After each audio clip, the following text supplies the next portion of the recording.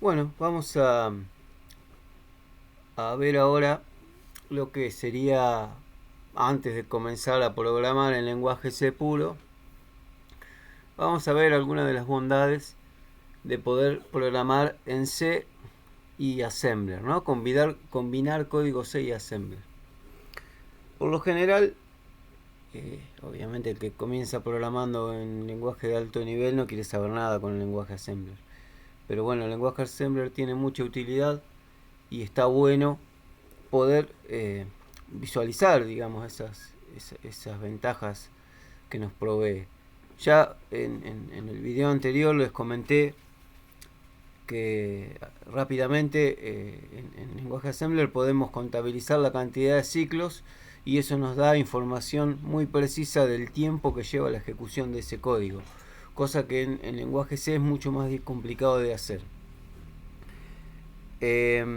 Y acá viene también un poco esa gran discusión que se ha generado con la aparición de Arduino y de todas las herramientas que generó Arduino, que está bueno llevarla adelante, digamos, porque es verdad, hay muchos argumentos válidos que le permiten afirmar al que empezó a programar con Arduino y el software Arduino IDE que en un ratito ya tiene una aplicación funcionando.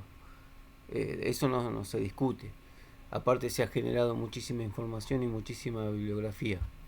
Acá el tema es que cuando nosotros agarramos o tomamos un proyecto realizado por otro, ¿no?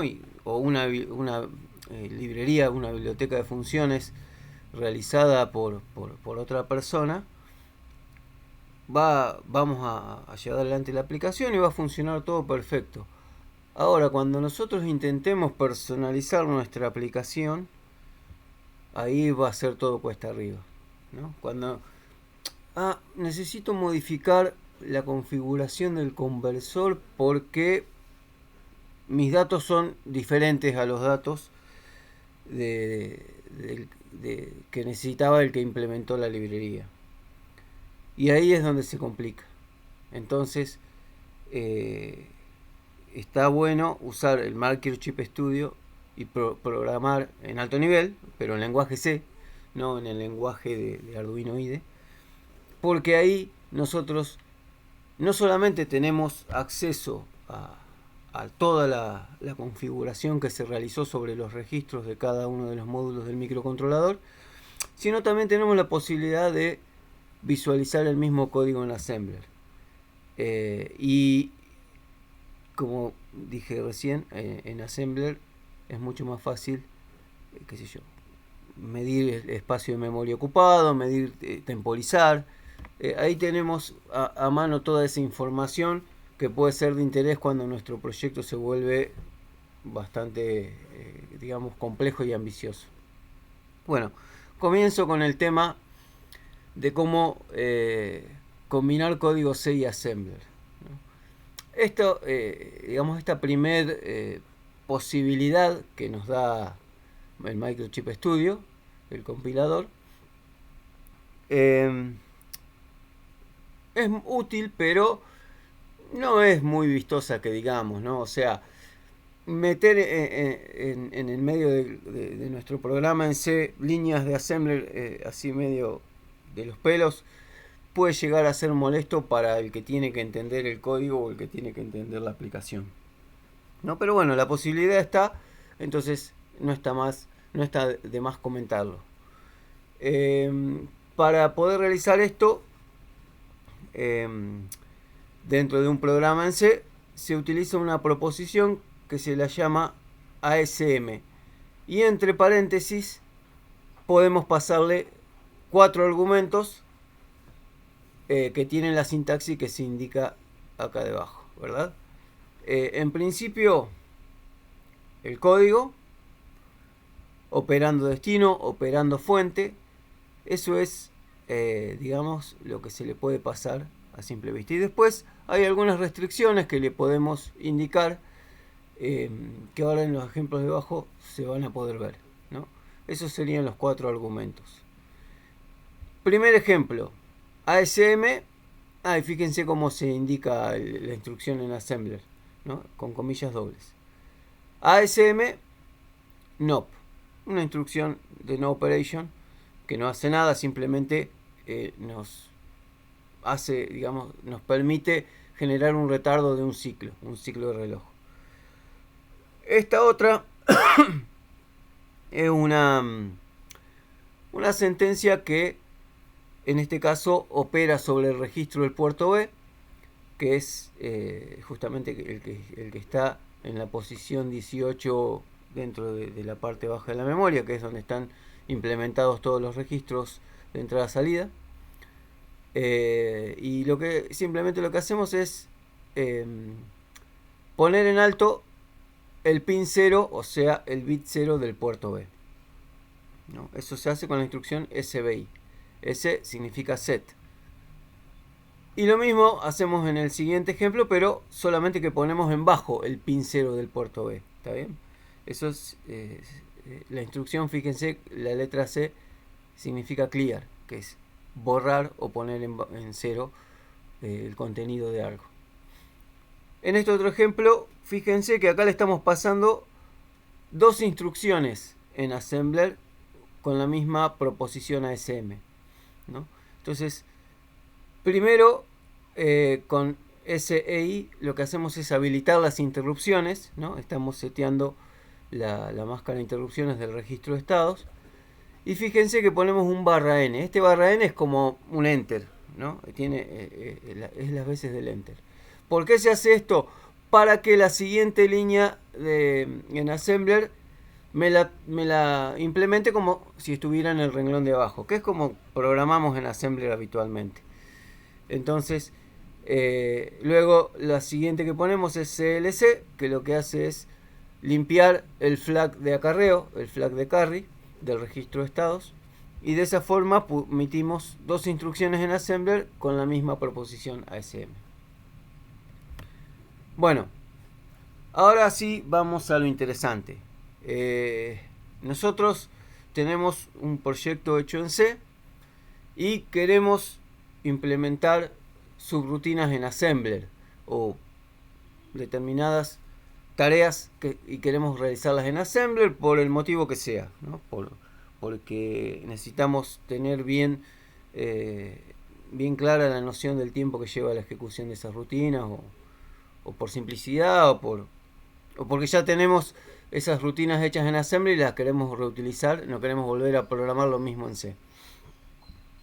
Bien, ¿qué es lo que hacemos? Bueno, primero tenemos que saber cómo tenemos que declarar las funciones o las rutinas, tanto en C como del lado del C como de assembler, como para que puedan ser utilizadas del otro lado, ¿no? Entonces, ¿cómo declarar algo en assembler?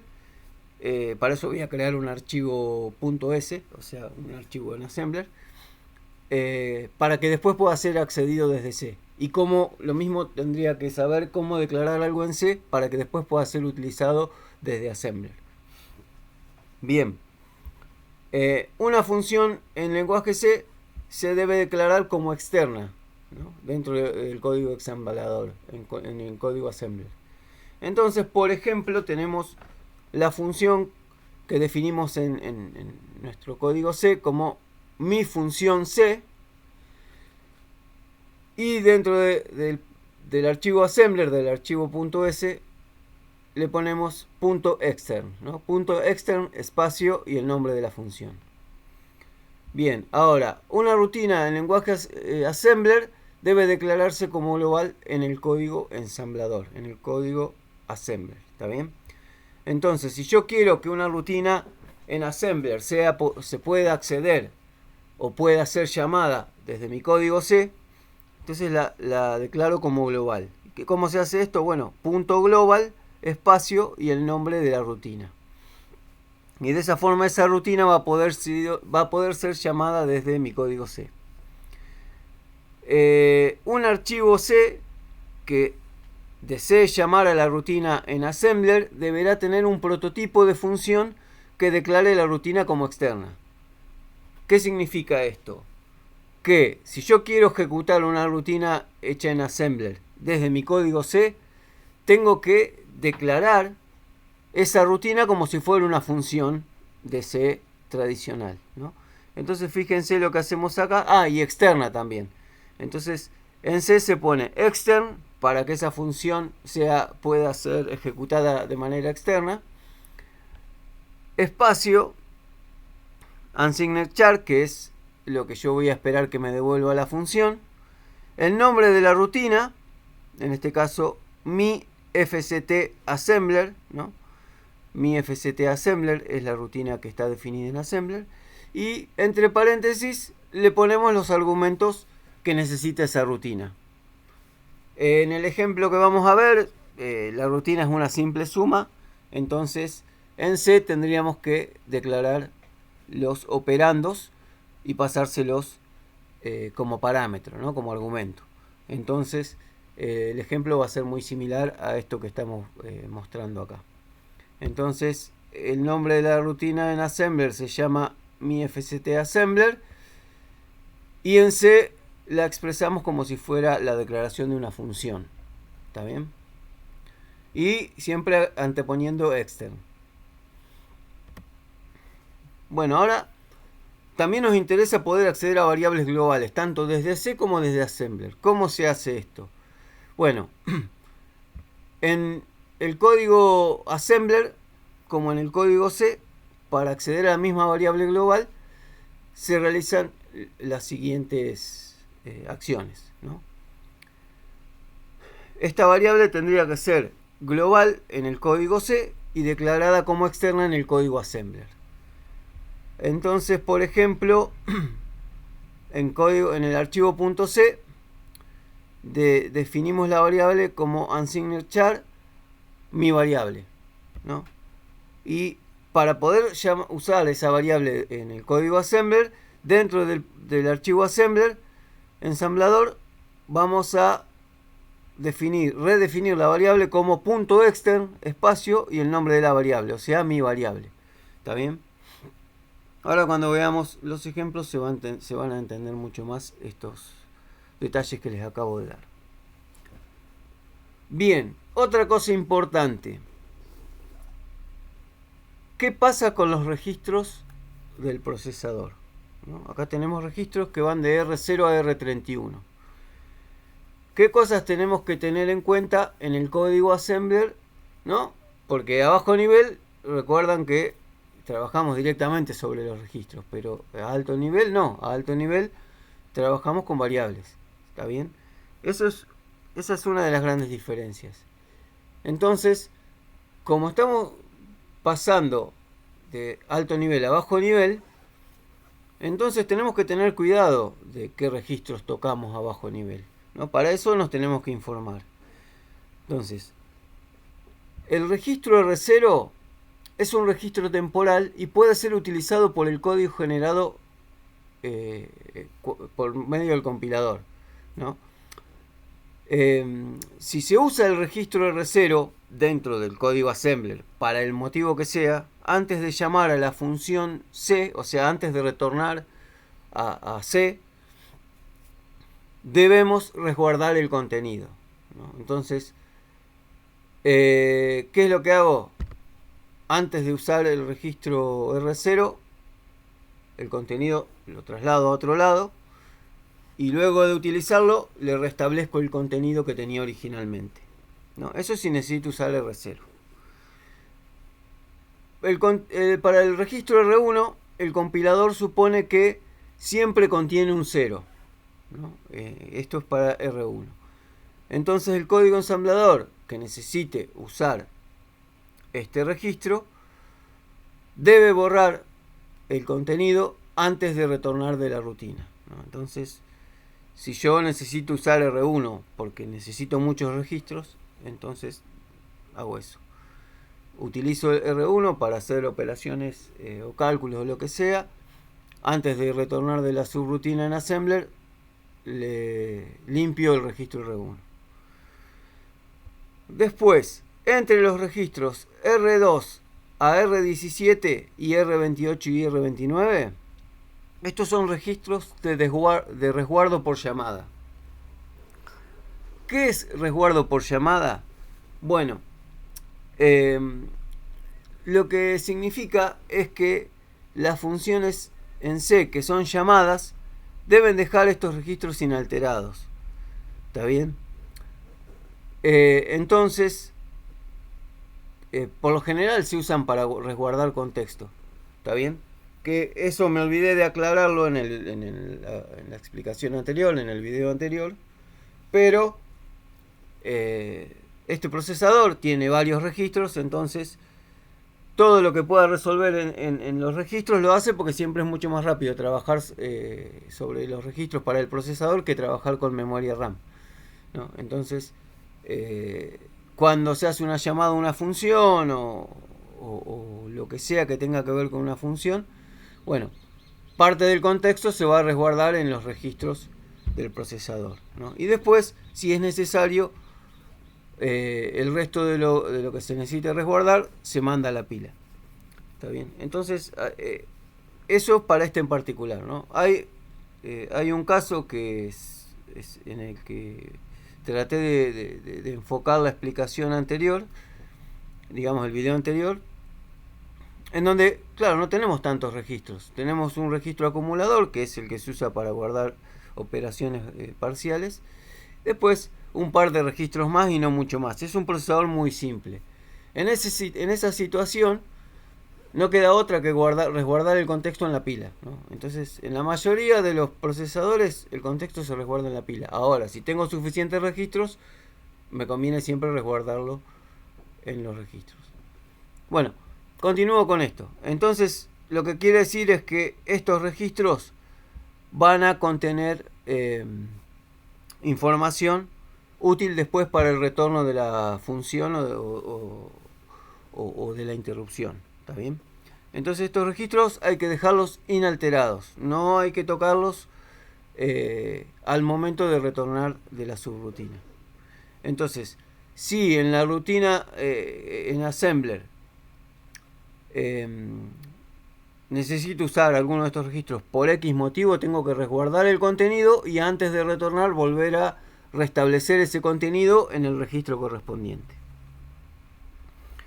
Bien, ahora de los registros R18 al R27 y el R30 y 31, estos son registros de uso por llamada. Lo que significa que estos registros están disponibles para cualquier código, o sea, están disponibles para ser utilizado por cualquier código, ¿no? El código Assembler lo que va a hacer es, primero, utilizar esos registros para recibir parámetros, ¿no? Entonces yo desde C llamo una función que en realidad es una rutina en Assembler que requiere parámetros. Entonces los parámetros se los paso a la rutina en Assembler y esos parámetros a la rutina en Assembler le van a llegar por medio de los registros, ¿no? Principalmente por medio de parte de estos registros, ¿no? Entonces por eso se dice que estos registros son registros de uso por llamada, porque se utilizan para pasar parámetros. Bien, entonces el código Assembler que, digamos, utilice estos registros, en realidad va a utilizar los parámetros que vienen con estos registros, y si por algún motivo necesita utilizar la información de esos parámetros, es recomendable resguardarla en alguna variable, ¿no? O por ejemplo, supongamos que recibimos los parámetros, hacemos un cálculo y guardamos el resultado en alguno de esos registros. Bueno, no dejemos el resultado en esos registros, trasladémoslo a una variable. Eso es lo que nos quiere decir esta sección de acá. Entonces, los registros de R18 a R27, incluido R30 y 31, se pueden usar dentro del código Assembler sin problemas, pero se recomienda que si tenemos algún resultado o algo, trasladarlo a una variable. Bueno, y acá vamos a ver cómo es el tema del pasaje de argumentos. Los argumentos, digamos que se pasan desde C a una subrutina en Assembler, van a pasarse por medio de estos registros, ¿no? Los argumentos se asignan de izquierda a derecha desde el R25 al R18, así como se ve en esta tablita que tenemos acá. todos los argumentos van a usar un número par de registros. ¿Está bien? O sea, cada argumento usa 2 registros. Los valores devueltos por una función se guardan como se muestra en la tabla esta que les puse acá, ¿no? Entonces veamos esto. El primer argumento, supongamos que mi función tiene 2 argumentos, que es el ejemplo que vamos a ver nosotros. El primer argumento se va a guardar parte baja en el registro R24 y parte alta en el registro R25. El segundo argumento, parte baja en el registro R22 y parte alta en el registro R23. Sí, es recontra antiintuitivo, pero es así, ¿no? Así fue como se implementó y como se definió. Entonces, esto no queda otra que recordarlo, ¿no? Siempre, posiblemente nuestro argumento ocupe un byte, entonces solamente va a ocupar el contenido, lo vamos a poder guardar solamente en R24 y R25 quedará en 0. Pero sí o sí los argumentos utilizan 2 registros, cada argumento, ¿no? Entonces, si pasamos 4 argumentos, el cuarto argumento va a quedar, va a ir guardado en los registros R18 y R19. Bueno, hasta acá creo que viene todo bien. Ya hicimos, digamos, el marco teórico de lo que es combinar código C y assembler. Ahora vayamos al ejemplo práctico. Para el ejemplo práctico vamos a reutilizar el proyecto Hola Mundo que ustedes implementaron cuando siguieron el tutorial que les pasamos, ¿no? Esto, para poder seguir este video y hacer todo lo que acá les comento, deberían seguir paso a paso el tutorial que les pasamos, que es este tutorial que tienen acá. Es un tutorial básico de programación en C con el ABR Studio, o como se llama la nueva versión, que es Microchip Studio. ¿Está bien? Mírenlo, si no lo miraron, que está muy bueno. La verdad que quedó buenísimo. Desconozco que yo haya hecho algo parecido a esto.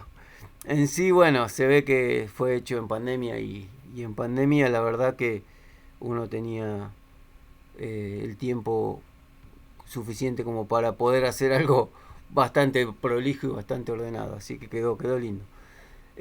Bueno, acá tiene mucha información, casi todo lo que les dije está acá, ¿no? Fíjense la parte de agregar códigos assembler en un proyecto en C, solo que ahora se le suma la explicación, ¿no?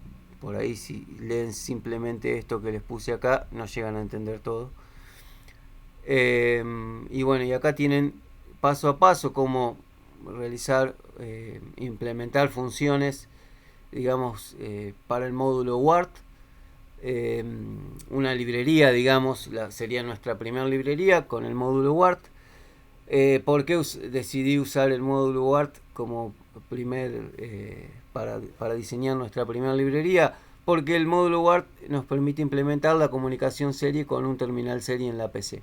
Entonces vamos a ver que el terminal serie está buenísimo porque estas plaquitas de Arduino Uno no permiten hacer debugging en tiempo real, ¿no?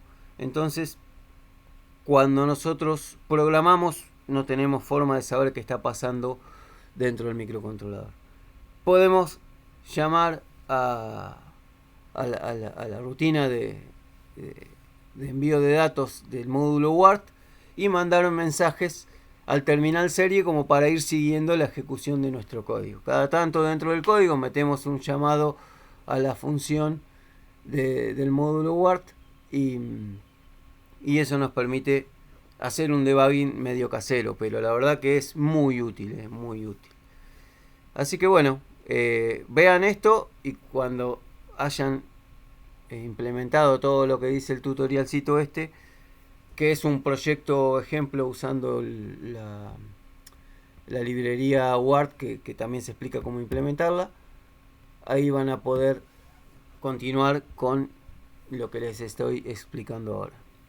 ¿Qué es lo que vamos a hacer acá? Bueno, usamos el proyecto ejemplo Hola Mundo, que es el que se mostró en el tutorial. y el que se implementó en el tutorial. Y ahora lo que hacemos es crear un nuevo archivo. Vamos a File, New, seleccionamos File.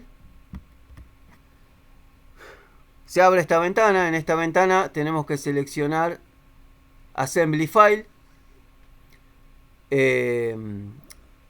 Assembly File es porque nuestro archivo va a ser de tipo assembler. Nos da la opción de ponerle el nombre a nuestro archivo, entonces lo llamamos mi-assembler.s. Los archivos en assembler en Microchip Studio tienen extensión .s. Bien, y lo guardamos. Yo lo guardaría dentro del proyecto Lamundo porque lo voy a usar en Olamundo, entonces lo guardaría directamente dentro de ese proyecto, ¿no? Pongo save, se guarda el archivo, va a quedar guardado. El siguiente paso es incluirlo, ¿no? Lo tengo que incluir en el proyecto, porque hasta ahora solamente lo creé, pero para incluirlo voy a la ventana del explorador de proyectos, que es esta que tenemos acá, con el puntero del mouse sobre el nombre del proyecto, en este caso Olamundo, botón derecho, y selecciono la opción Add. Dentro de Add, Existing Item, ¿no? Existing Item me permite seleccionar un ítem existente. En este caso voy a seleccionar el archivo assembler que acabo de crear, ¿no? Selecciono este archivo, pongo Add y ahí sí me va a aparecer el archivo dentro de mi proyecto Olamundo. ¿Está bien? Bien. Ahora lo que vamos a hacer es agregar código assembler, porque si no, no tiene mucho sentido. Entonces hacemos doble clic sobre el archivo miassembler.s y ahí empezamos a agregar nuestro código en assembler. Entonces, lo primero que vamos a agregar es esto que vemos acá. Bueno, primero incluimos la librería abr-io.h. Esta librería es muy importante porque tiene definidos un montón de nombres que nos permiten, por ejemplo, en lugar de tener que escribir la dirección de un registro, poner el nombre del registro,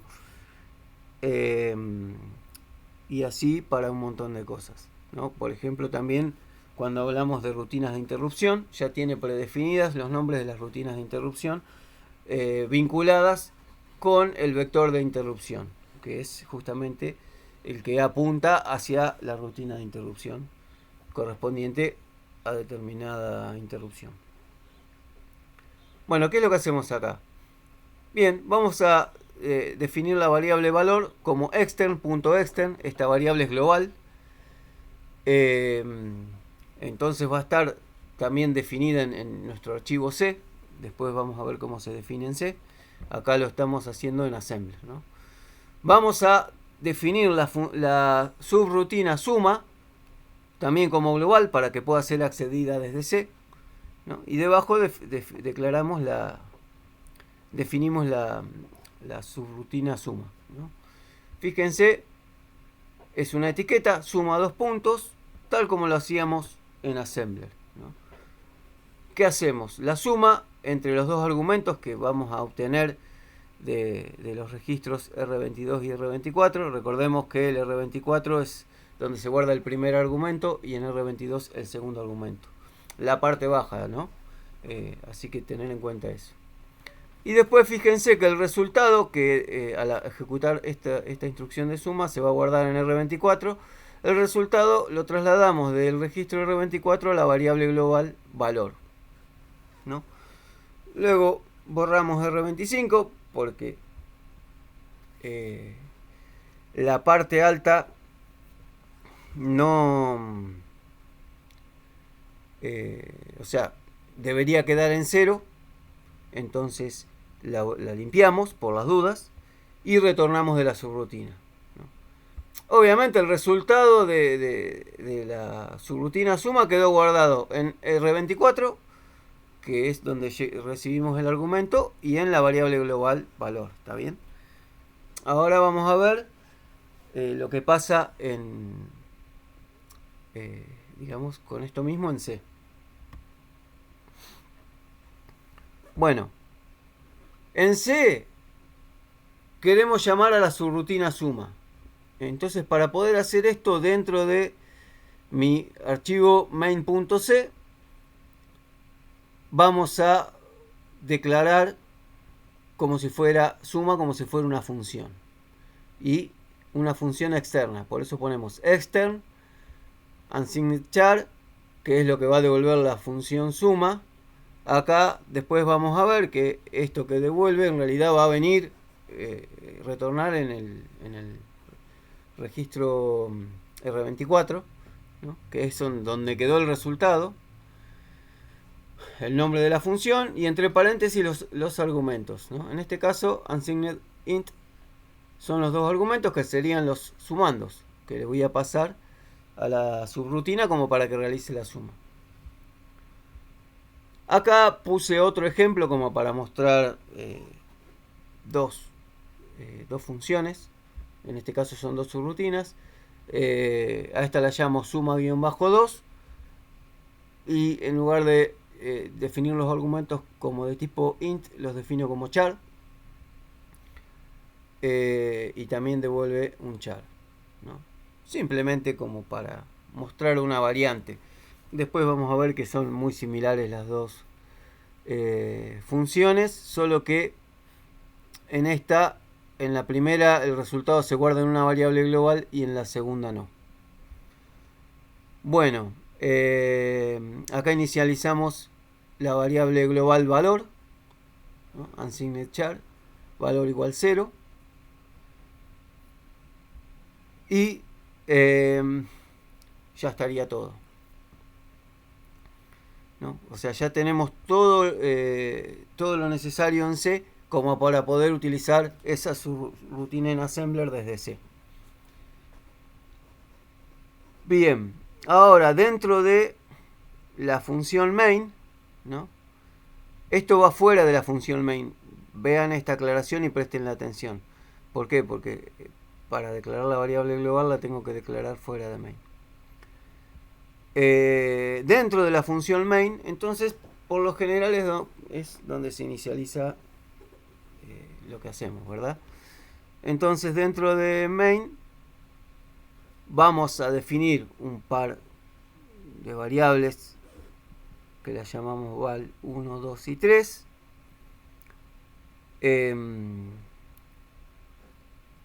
Vamos a definir la variable sum, que es donde se va a guardar el resultado que devuelva la función suma, que en realidad es la subrutina suma definida en Assembler.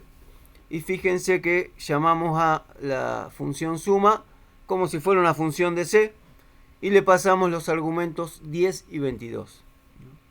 Entonces, eso lo estamos haciendo dentro del main.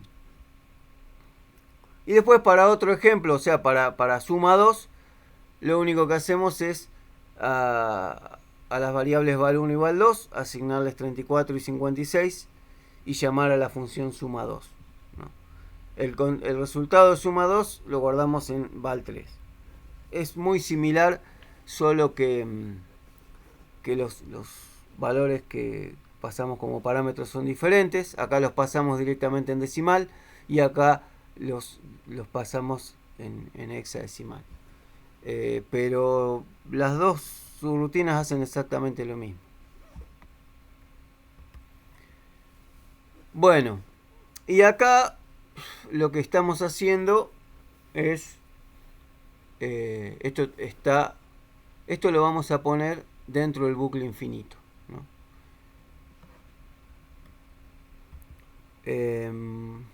Bien, esto lo hicimos dentro del main, o sea que se va a ejecutar una sola vez fuera del bucle infinito, y esto va a ir dentro del bucle infinito en el while 1. El while 1 es el bucle infinito, o super loop, como también lo pueden haber escuchado nombrar. ¿Qué es lo que se hace acá? Bien, acá tenemos usar putString, que es el llamado a la función del módulo serie, del módulo wart, ¿no? Para enviar una cadena que es un string. ¿Está bien? Entonces va a enviar una cadena de caracteres en ASCII. Y acto seguido, después vamos a ver bien, esta cadena tiene la frase hola mundo, porque es lo que ya estaba, lo que figuraba en el proyecto que está en el tutorial. Acto seguido, llamamos a word_send.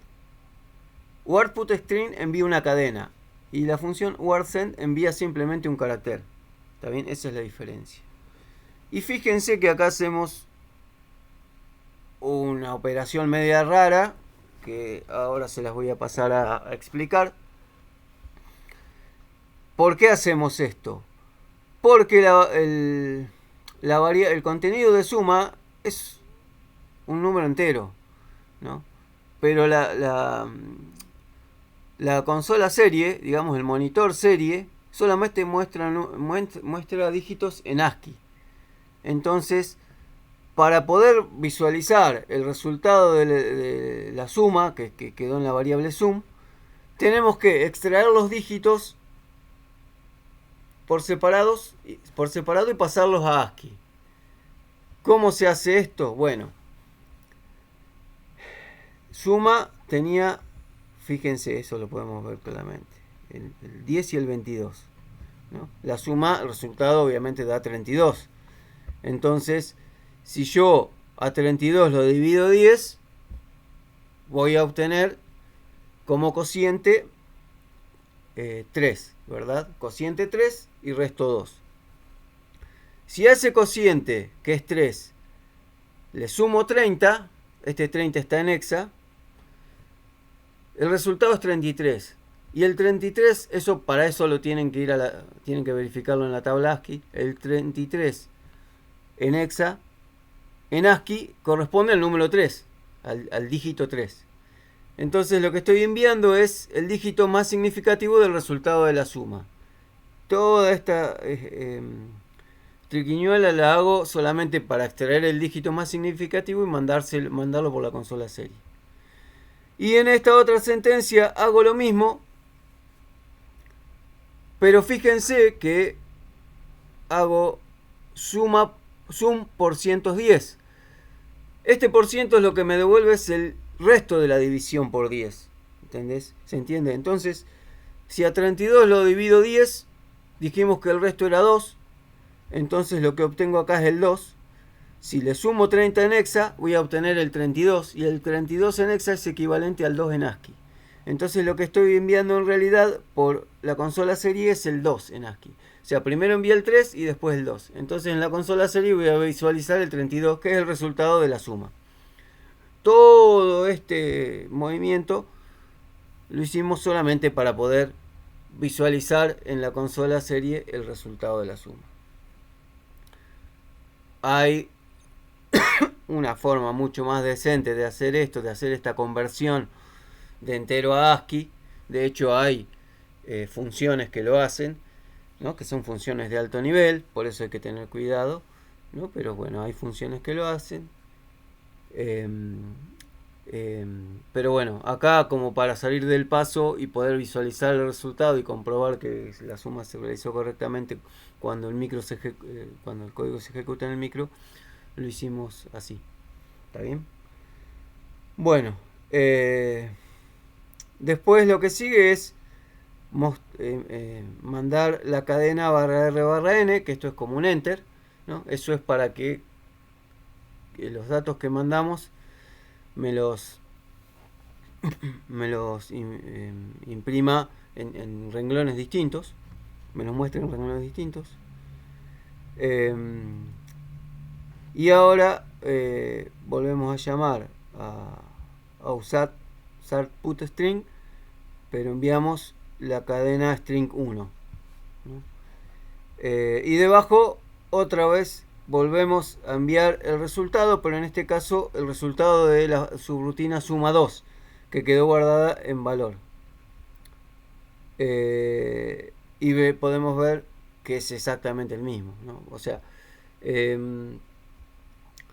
la variable valor es una variable global que se usó para guardar el resultado dentro del archivo assembler de la suma, ¿no? Pero a su vez la función suma retornó el mismo resultado, o sea que lo obtuvimos por dos caminos distintos.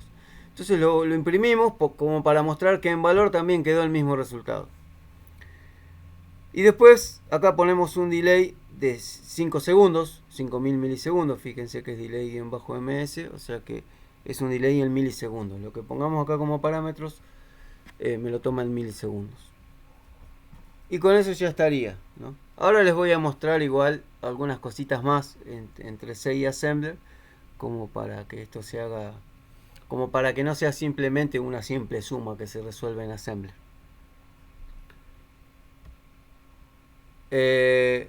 Para compilar, ya saben que con Alt F5 y debuguear, con Alt F5 lo pueden hacer, y después pueden ejecutar la simulación paso a paso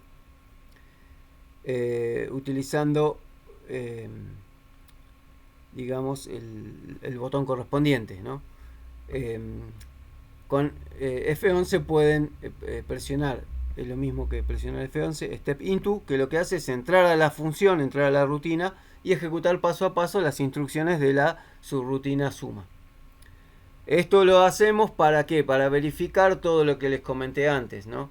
Que los argumentos van a pasarse por los registros R24 y R22 y la subrutina va a recibir correctamente esos argumentos y los va a usar para la suma. Acá está la ventana de la simulación paso a paso. Eso igual lo puedo mostrar ahora en el Microchip Studio directamente. Pero bueno, acá está la rutina del debugging. Esto es simulación pura, es un debugging que se hace en la PC, así que no se está visualizando nada. No se está visualizando nada en el kit, ¿verdad?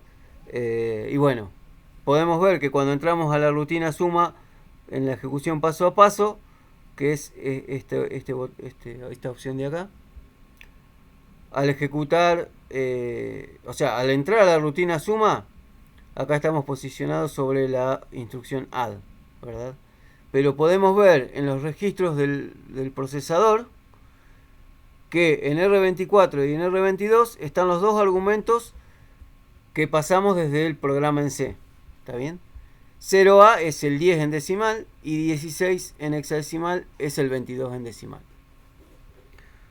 Bueno, si siguen ejecutando esto, van a poder visualizar cómo el resultado se guarda en la variable global valor, pero a su vez queda en R24, y cuando se ejecuta ret, que retorna de la subrutina, el resultado queda accesible desde el lado de C y se le asigna a la variable que se definió para obtener el resultado de la suma, que es la variable sum. Bueno, por último, el último paso consistiría en decir, bueno, ya está, probémoslo en la placa directamente, ¿no? Claro, no vamos a poder ver qué pasa dentro de los registros cuando programemos el microcontrolador, ¿no? Pero sí vamos a poder ver los mensajes en la consola serie. Entonces vamos al Programmer 1. Acá tengo configurado el microcontrolador de Arduino y presionando acá el código que se compiló se va a cargar en el kit de Arduino. Una vez hecho eso, abrimos la consola serie. La consola serie es esta opción de acá que se llama Data Visualizer. Seleccionamos el puerto serie correspondiente. En la presentación quedó el COM7, pero en cada máquina se va a enumerar con un puerto COM distinto. Hay que seleccionar el correspondiente. Se van a dar cuenta porque tiene el adaptador y el conversor de USB a serie que se llama CH340. Y acá, para poder visualizar el terminal serie, que es este que tengo acá abajo, tengo que seleccionar, tildar en Open Terminal. Acá el baud rate que tengo configurado, que es la velocidad de comunicación. En nuestro caso por defecto habíamos dejado 9600. Y acá en conectarse, ¿no? Cuando presiono conectar, empiezo a recibir los valores del kit, las cadenas de mensaje, ¿no?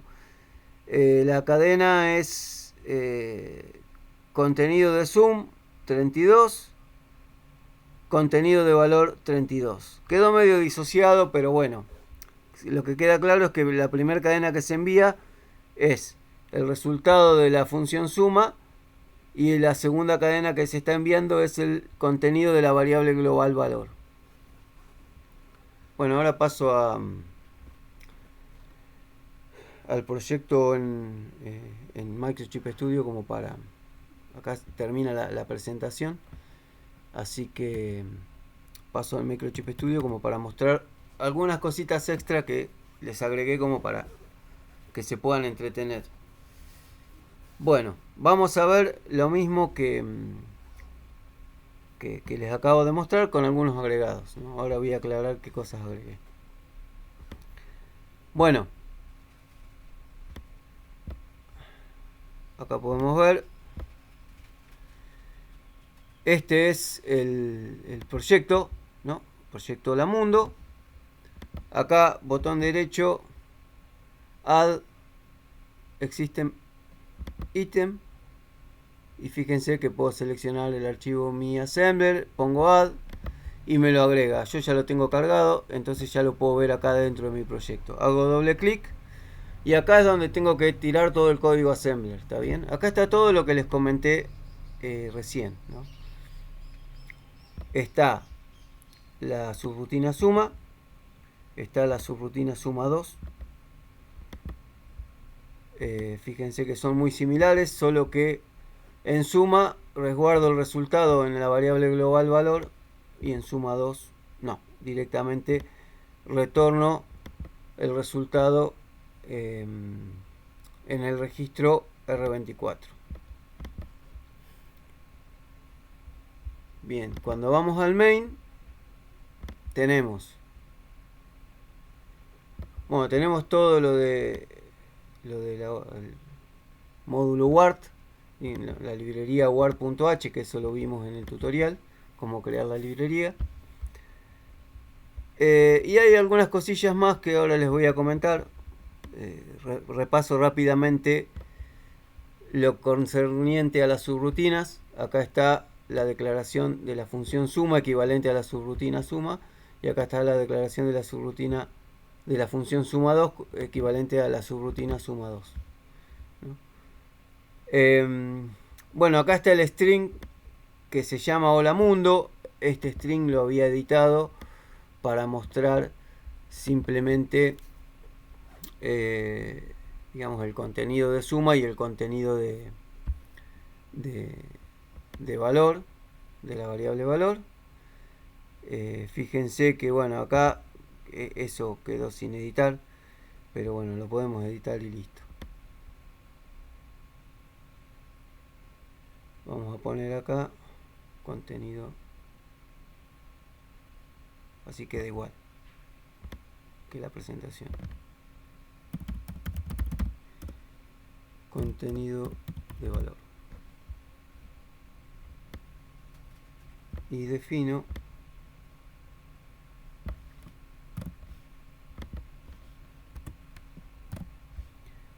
string, string 1, acá contenido de suma, string contenido de suma y string 1 contenido de valor, listo. Entonces acá llamo primero a string, que va a tener el contenido de suma. Esto lo pongo acá, contenido de suma, y string 1 contenido de valor.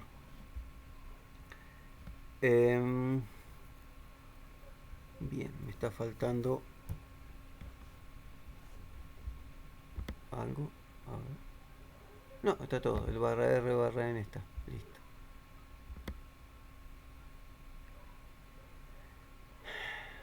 Bien, bueno, voy a tener que recompilar.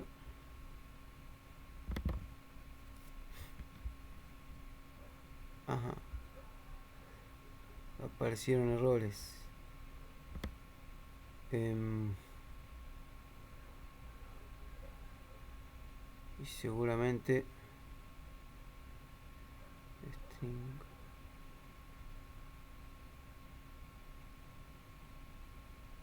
punto y coma. Esos detallecitos. Está bueno hacer estos videos en vivo con cambios porque así van apareciendo las cositas que realmente pasan, ¿no? Cuando hacemos un cambio nos olvidamos el detallecito del punto y coma, más que nada cuando hacemos copiar y pegar, y enseguida aparecen errores, ¿no? Y aparte son errores que muchas veces no están claros, porque me estaba marcando que el error estaba en string 1 y en realidad el punto y coma me faltaba en la definición de string. Bueno, ahí compiló bien. Bien, bueno, esto es lo que ya les comenté, es lo que se va a ver en la consola serie. Ahora paso a comentar el agregado que les hice, digamos, como para que tengan un plus. También combinando C y Assembler. Acá fíjense que definimos usamos el tipo enum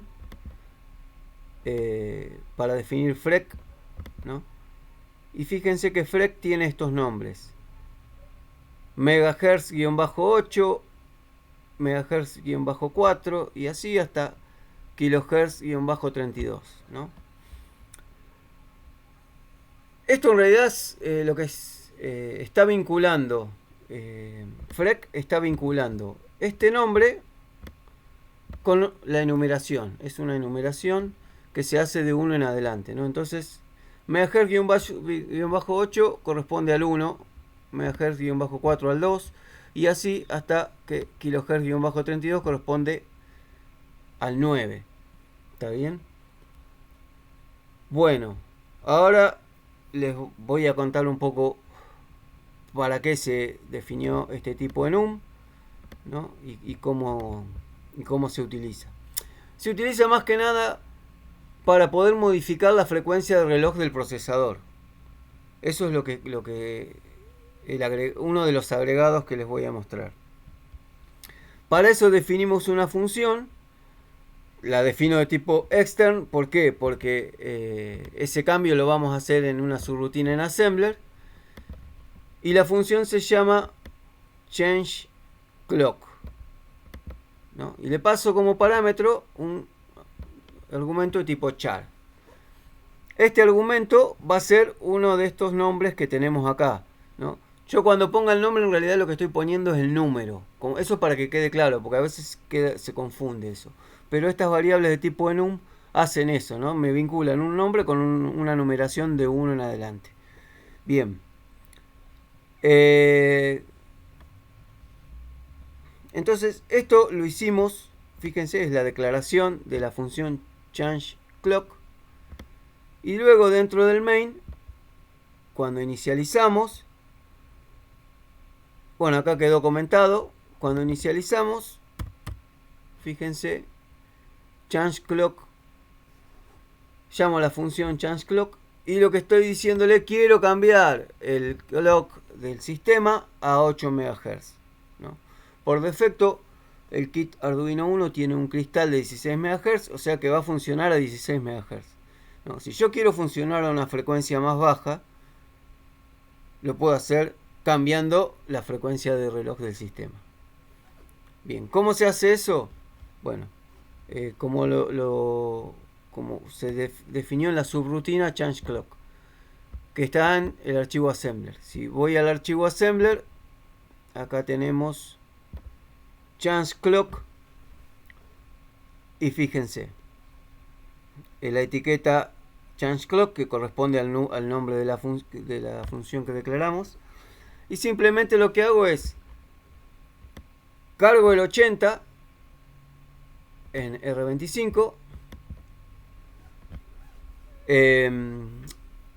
El 80 es simplemente poner en 1 el bit 7 y eso se lo voy a asignar al registro CLKPR.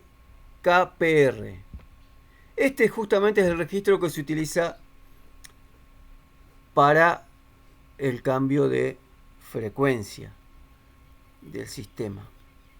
¿Está bien?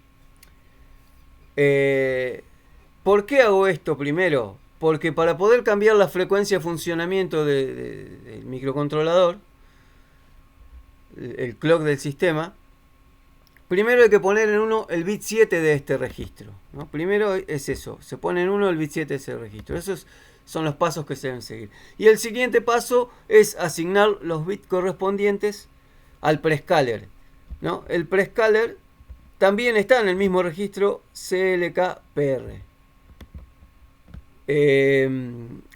Pero son los bits menos significativos, ¿no? Entonces, como el argumento que yo le estoy pasando a la función changeClock se guardó en el registro R24, entonces directamente traslado ese argumento al registro CLKPR. Si es un 1, eso podríamos verlo en la tabla. Si es un 1, estoy dividiendo por 2. Si es un 2, estoy dividiendo la frecuencia por 4 y así sucesivamente, ¿no? Eso creo que tengo el documentito acá a mano, lo muestro rápidamente como para que no parezca que es algo inventado, digamos, o sacado de la galera. Acá está, esta es la tablita, ¿no? Estos son los bits menos significativos del registro, ¿no? Acá se puede ver. Si los 4 bits menos significativos son 0, voy a trabajar a 16 MHz. Si el bit menos significativo es 1, trabajo a 8 MHz. Si el bit 1 es 1, trabajo a 4 MHz. Y así sucesivamente. Entonces nosotros lo que hacemos simplemente es pasarle como argumento un número que va de 1 en adelante, ¿no? Si le paso el 1 como argumento, el 1 corresponde a 8 MHz, es el divisor de frecuencia que me genera una frecuencia clock de 8 MHz. Si le paso el 2 corresponde a 4 MHz y así voy generando una división en el clock del sistema. ¿Qué utilidad tiene? Porque ustedes dirán, no, a mí me conviene trabajar a la máxima velocidad. Eso depende de la aplicación, ¿no? Si mi aplicación no es demasiado rápida y necesito bajo consumo, me conviene bajar la frecuencia de funcionamiento del microcontrolador. Porque a mayor frecuencia, mayor consumo.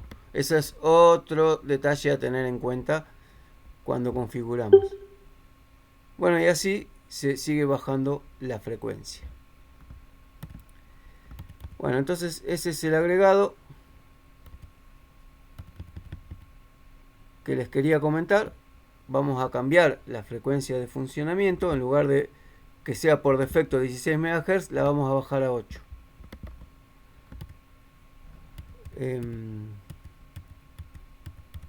Un segundo.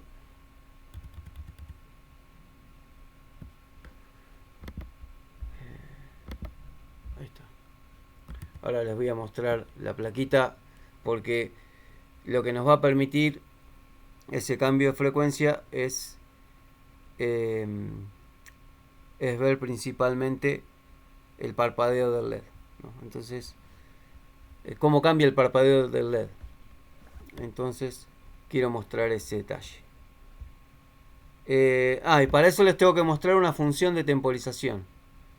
Bien, que la vamos a hacer por interrupción. Lo mismo, combinando C y assembler. Bueno, entonces dentro del archivo main.c, al final de todo, vamos a definir una función que se llama initTimer0, que utiliza el módulo timer del microcontrolador. Acá está un poco la configuración de los registros del timer 0. Bueno, acá lo único que hacemos distinto, que no tiene que ver con el timer 0, esto por ahí deberíamos hacerlo fuera de esta función, es configurar el pin 5 del puerto B como salida, ¿no? El DDRB me permite configurar la dirección de ese pin y lo queremos configurar como salida, por eso ponemos un 1 en el pin 5 del puerto B. Esto es porque ese pin está conectado al LED del microcontrolador, entonces podemos visualizar con el parpadeo del LED la temporización que implementamos. Bueno, y después configuramos los registros, ¿no? El registro TCCR0A nos permite, si lo configuramos en 0, nos permite configurar el modo normal del módulo timer. El módulo timer 0, estamos hablando del timer 0.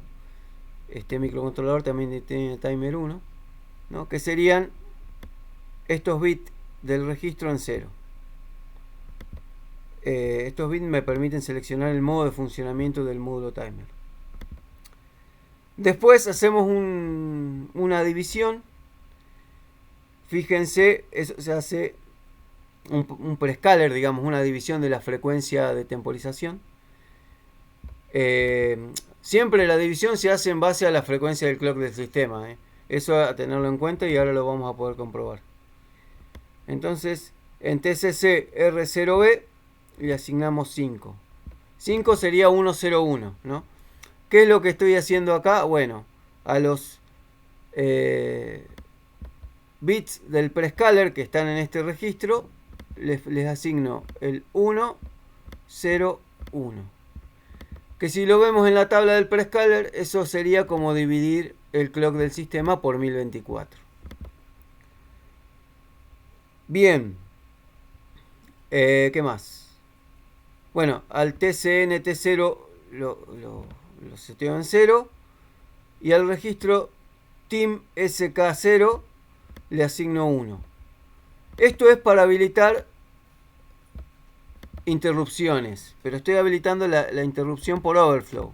Overflow sería desborde de cuenta. Cuando el contador, el módulo timer, que en realidad es un contador, finaliza la cuenta, se genera una interrupción, ¿no? O sea, cuando terminé de contar, interrumpo el microcontrolador y le aviso, ya terminé. ¿Está bien? Y este registro acá, que no lo dije, en realidad lo que se le asigna acá es el valor de la cuenta, hasta cuándo quiero contar. Es medio confuso el tema de la asignación de la cuenta, pero es simplemente a 255 le resto n, ¿no? Si n es 255, el resultado me da 0, ¿no? Entonces, n es el valor de la cuenta. 255 menos n me da 0. Significa que n es 255, significa que el timer va a contar hasta 255. ¿No? O sea que acá al asignarle 0 a este registro estoy pidiendo contar hasta el valor máximo de la cuenta.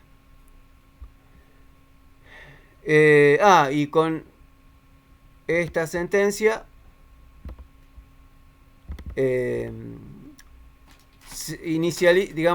seteo las interrupciones globales, habilito las interrupciones globales. Bien, eso se hace en init timer, ¿no? Una vez que inicializo, que ejecuto esta función, se inicializa el timer y empieza la temporización. Ahora vamos a ver la rutina de interrupción del timer 0, ¿no? Y esa rutina la implementamos en assembler, ¿no? Acá podemos ver cómo dentro del main, fíjense, dentro del main, llamo a la función initTimer. Siempre lo hago en el main, porque eso lo hago una sola vez. Inicializo el timer para que funcione por interrupciones y se hace una vez. Por eso se hace fuera del bucle infinito. Y acá debajo está el bucle infinito. Podrán ver que en el bucle infinito lo único que tenemos son las sentencias de envío de datos por la consola serie. Bien. ¿Qué me falta? Último, ya terminamos. Se hizo largo el video. Acá está. Fíjense que la defino con punto global a la rutina de interrupción del timer 0. En este caso de la rutina de interrupción del timer 0 por overflow, ¿no? defino la etiqueta, que tiene que tener exactamente el mismo nombre, y dentro de la rutina de interrupción siempre tenemos que hacer lo menos posible dentro de una interrupción, justamente porque se supone que es algo que requiere atención rápida y después tengo que retornar al programa principal. Entonces acá simplemente lo que hago es con SBI setear. En realidad esto que estamos haciendo acá es como una combinación de cosas que simplemente cambia el estado del pin 5 del puerto B, ¿no? Si es 0 lo pone en 1 y si es 1 lo pone 0. Y después con ret y retorno de la interrupción. Ahora les muestro de dónde saqué la información para el nombre de la rutina de interrupción, ¿no? Porque parece que esto lo inventé yo. No lo inventé yo. Estas rutinas están definidas y declaradas en la tabla de interrupciones de los vectores de interrupción en el archivo io.h, ¿no? que estamos incluyendo acá. ¿Cómo podemos ver todas las dependencias, digamos, todos los archivos? Porque en realidad esta librería en realidad llama a otras y así se arma una cadena. Entonces no es que estamos usando una sola librería, estamos usando varias. Todas esas dependencias se ven dentro del proyecto Hola Mundo en Dependencies, ¿no? Selecciono acá y acá fíjense que están todas, ¿no? IOM328p.h, este es el archivo, el .h, que tiene toda la información relacionada con la declaración de registros del microcontrolador ATmega 328p.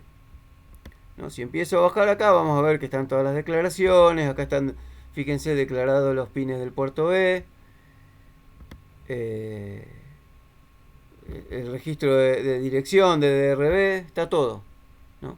Es lo que me permite a mí, en lugar de usar la dirección de memoria correspondencia de ese registro, el nombre del registro. Bueno, y al final de todo está la tabla de interrupciones con las asignaciones correspondientes. Entonces acá podemos ver, acá están todos los defines de cada uno de los vectores de interrupción, ¿no? Si yo busco, el mío es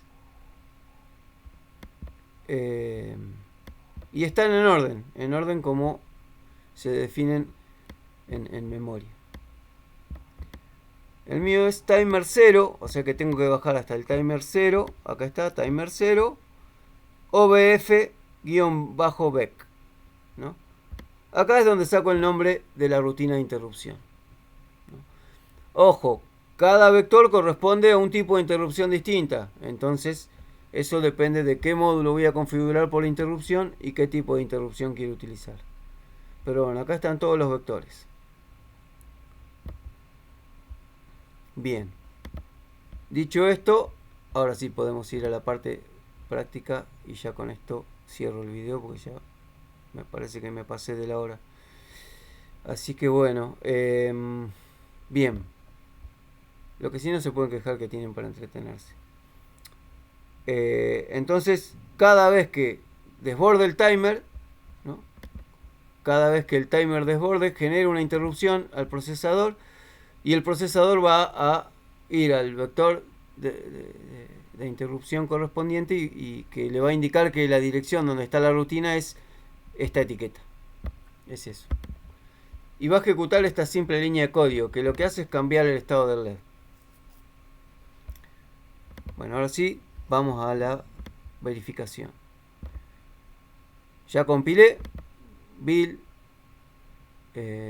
Vamos a hacer un rebuild por las dudas. Recompilamos. Bien, compiló todo sin problema.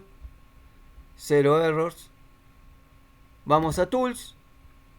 Y acá tengo Arduino 1. Acá tengo configurado mi kit de Arduino 1. Presiono en Arduino 1. Y acá me dice que se verificó la flash y que se cargaron los fuses correctamente. Cuando dice fuses ok es porque se programó correctamente el kit. O sea que el kit ya está programado y funcionando. Vamos a verificar si realmente me está mandando los mensajes como lo pusimos en el bucle infinito. Cada 5 segundos me debería enviar todo esto por puerto serie. Entonces para eso voy a Tools, abro el Data Visualizer. Con 4, ¿sí? Mi microcontrolador está conectado al COM 4 de mi máquina.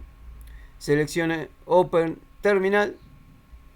Acá, ojo, el baud rate. Tengo que poner el baud rate que coincida con la inicialización serie. Acá lo tengo inicializado a 115.200. Cuidado con ese detalle.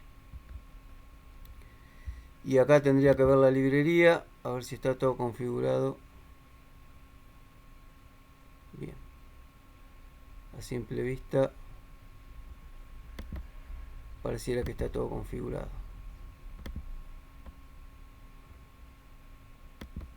Bueno. Vuelvo al Data Visualizer. Esto es 115.200. Connect. Y me conecto. Y ahí empiezo a recibir los mensajes, ¿no? Contenido de suma, 32. Contenido de valor, 32. Acá me faltó un /R/N al final de cada resultado, ¿verdad? Pero bueno, pueden ver cómo me lo va mostrando. Bien, esto funciona bárbaro. Ahora, ¿qué pasa con el tema del LED? Digamos, ¿no? Del pin 5 del puerto B, que es lo que estábamos probando. Acá les voy a mostrar sobre la placa el LED L. Lo podemos ver, ¿no? Es este LED que tenemos acá abajo. Ven que parece que estuviera prendido. En realidad no está prendido. Está parpadeando, pero a una muy alta velocidad, porque la temporización que definimos es una temporización demasiado veloz. Y más si la placa está funcionando a 8 MHz. Entonces vamos a hacer una pruebita. Y esto se los dejo como para cuando tengamos la clase presencial, para que lo vayan razonando. La pruebita consiste en bajar la velocidad de funcionamiento del sistema, del microcontrolador, ¿no? La frecuencia de clock del sistema, ¿no? Fíjense que acá la tengo a 8 MHz. Bueno, la voy a bajar suficiente a 500 kHz. La voy a bajar suficiente como para que la señal de clock sea mucho más lenta. En este caso, 16 veces más lenta, ¿no? A 500 kHz va a funcionar el clock del sistema. Guardo los cambios. Muy bien. Compilo. Reveal Solution. Compiló. Y vuelvo a programar. Arduino. Un detalle. Esto es algo que nos va a pasar. Fíjense, acá me dice acceso denegado porque el COM 4 está siendo utilizado. Claro, porque me quedó el Data Visualizer funcionando. Entonces desconecto el Data Visualizer y ahora sí vuelvo a programar. Tools, Arduino 1. Programo, Fuse OK, o sea, se programó con éxito. Bien, si ahora voy al Data Visualizer y me conecto,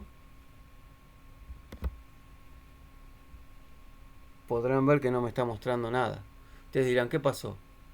Y lo que pasó es que la base de tiempo del módulo serie depende de la frecuencia de clock del sistema. Si yo bajo la frecuencia del clock del sistema y no modifico el prescaler del módulo serie, entonces va a dejar de funcionar a la velocidad que lo configuré. Y es lo que pasó. Bajé la frecuencia de clock del sistema 16 veces. O sea, lo hice mucho más lento, pero no toqué la configuración del módulo serie. Por eso no estoy viendo nada. Ahora veamos este detalle, ¿no? Me desconecto. 115.200. 16. O sea, si voy bajando el baud rate 16 veces, esto creo que sería 600.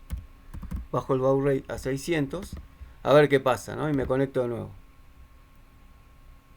Bueno, ya estoy viendo algo, ¿no? Pero claramente los datos no los estoy recibiendo a 600. Pongo 1200. Esto es una pruebita que estamos haciendo nada más. Estoy bajando el baud rate de lectura como la frecuencia de clock del sistema se volvió más lenta, entonces el dato serie que estoy enviando por puerto serie también es más lento. Entonces si bajo el baud rate, aunque no estoy viendo la información correcta, pero veo algo. A 115-200 no leía nada.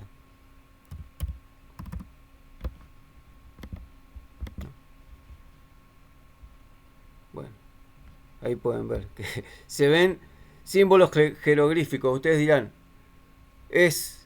¿también funciona de traductor? No, no funciona de traductor. Acá hay un tema de configuración. Hay que configurar correctamente el módulo serie tomando como base de tiempo los 500 kHz. Bueno, y ahora veamos qué pasó con el LED, con la temporización.